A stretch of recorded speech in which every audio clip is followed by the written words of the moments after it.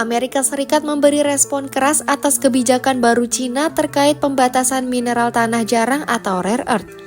AS menyebut langkah Cina itu sebagai bentuk perebutan kekuasaan rantai pasok global dan pemaksaan ekonomi terhadap setiap negara di dunia. Pernyataan itu disampaikan Menteri Keuangan AS Scott Bessent dalam pidato di Washington pada Rabu 15 Oktober 2025. Bessent secara tegas mengatakan Cina telah menerapkan kontrol ekspor yang tidak dapat diterima di seluruh dunia.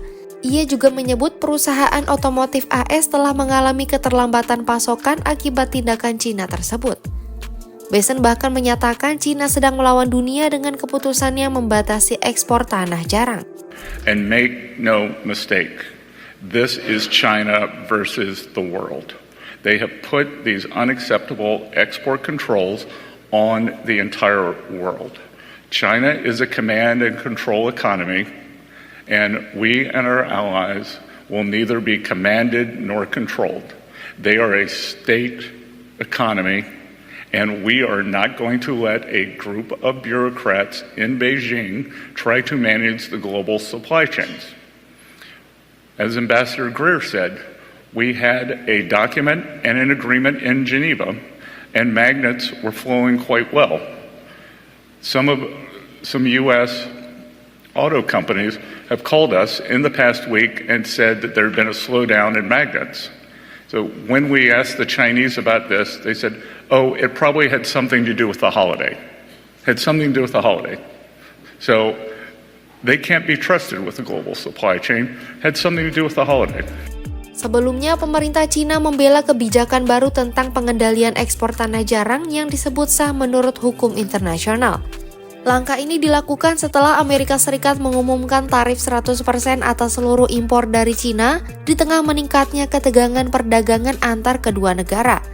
Kementerian Perdagangan Cina menjelaskan bahwa kebijakan yang mulai berlaku pada 9 Oktober itu merupakan upaya memperkuat sistem kontrol ekspor serta menjaga stabilitas regional dan keamanan global yang tidak menentu. Cina mengatakan telah menilai dampak kebijakan terhadap rantai pasok secara menyeluruh dan yakin efeknya terbatas. Aturan baru meliputi tanah jarang, hak kekayaan intelektual, dan teknologi terkait.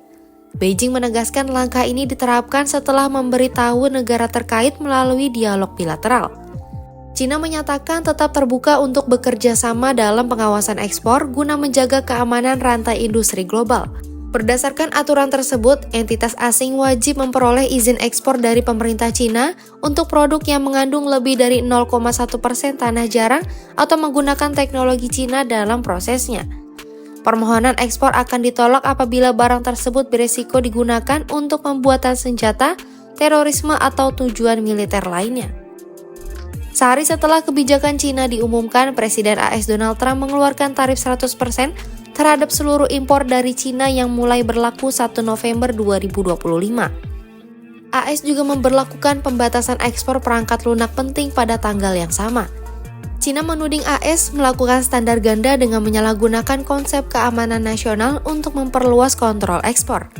Kementerian Perdagangan Cina menyebut daftar kontrol ekspor AS mencapai lebih dari 3.000 item, sementara Cina hanya di bawah 1.000 item.